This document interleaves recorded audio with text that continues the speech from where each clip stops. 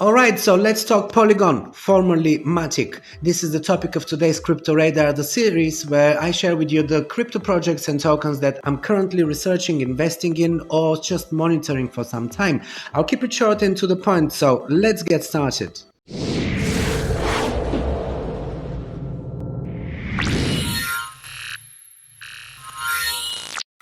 Let's first begin with what is this blockchain doing. In a few brief words, Polygon is a decentralized Ethereum scaling platform that enables developers to build scalable, user-friendly dApps with low transaction fees without sacrificing security. Using Polygon, you can create optimistic rollup chains, ZK rollup chains, standalone chains as you see fit. In my previous episode, I explained what rollup chains and layer 2 solutions are. If you want to check it out, I'll drop the link in the description of this video. In simple words, Polygon effectively transforms Ethereum into a full-fledged multi-chain system, an internet of blockchains, if you wish. We can find similarities with other key players like Polkadot, Cosmos or Avalanche, for instance. These are all good, and I already talked about Avalanche and Polkadot in a separate episode. A Cosmos video is also coming shortly, so watch out for that too. There are, however, a few key advantages and cool things that happened that pushed MATIC, the native token of Polygon, jump by 50% in the past week, in spite of the bear market. These are things like Reddit NFTs. If you remember back in July, Reddit launched its Polygon-based NFT marketplace. Users can manage and store the digital collectibles on their Vault, which is Reddit's own blockchain wallet. Unlike other companies offering NFTs, Reddit did not force users to purchase these with digital assets like Ether or MATIC, but instead they allowed users to pay using credit or debit cards. On top of that, the NFTs had a fixed listing price of $9.99, $24.99 and up to $99.99. Recently, Reddit launched their second generation's release of Reddit collectible avatars, and within 24 hours the trading volume of those surged over 1,000%, surpassing the $2.5 million mark. At the same time, the number of holders of these digital avatars almost hit the 3 million mark, so this made quite a splash. Then there's other cool things that Polygon is bringing out. Lots and lots of games being built on the platform right now.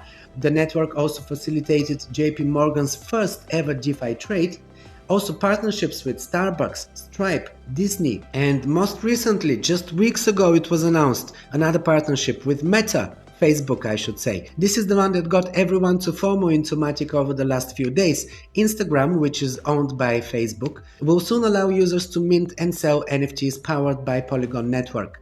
Instagram will make this an integrated feature, allowing digital creators to mint and sell non-fungible tokens directly from the app. The update will initially be tested among a small group of creators, and there will also be video-based digital collectibles to be shared on its platform. Meta noted that it will not charge fees for displaying and sharing a digital collectible on Instagram or Facebook, and it will not charge any additional fees for selling digital collectibles at least until 2024. In addition, it pledged that neither creators nor collectors will need to pay gas fees for digital collectibles bought on Instagram at launch. On top of that, NFT creators will also be able to choose their royalty percentage between 5 to 25%. This is great news for Polygon and the MATIC token holders especially. But if you think you've missed that train, let me remind you that we are still in a bear market. And as of this week, we entered what seems to me the perfect accumulation phase of the cycle. Anything you buy during these low levels is bound to give you a handsome return, provided you're investing in projects with strong fundamentals, of course, which Polygon surely is. With all this in mind, may I remind you that this is by no means a financial advice. I'm sharing my personal opinion here, and I share with you the projects that I research and that I invest in. You are obliged to do your own research, so use this as a guide. This is another one of my top picks that I place on your crypto radar. The rest is up to you. Did you know that using Brave browser not only blocks all ads, cookies and other unnecessary clutter, makes your web surfing faster and safer, pays you in cryptocurrency, but also it offers an integrated VPN service, a Web3 in-browser wallet and I particularly like that I can customize my news feed, and in the most easy and quick way, I just click here and I select the news sources manually. Thus, I eliminated all of the noise from all mainstream outlets, and I selected only financial and crypto-centric outlets, so I can focus on these news that directly affect my investments and that help me handle my portfolio better. If you're not using Brave browser yet, you're missing out on the best web experience. Take a look, my invite link is in the description below. Alright, well, this is everything for today's episode, guys.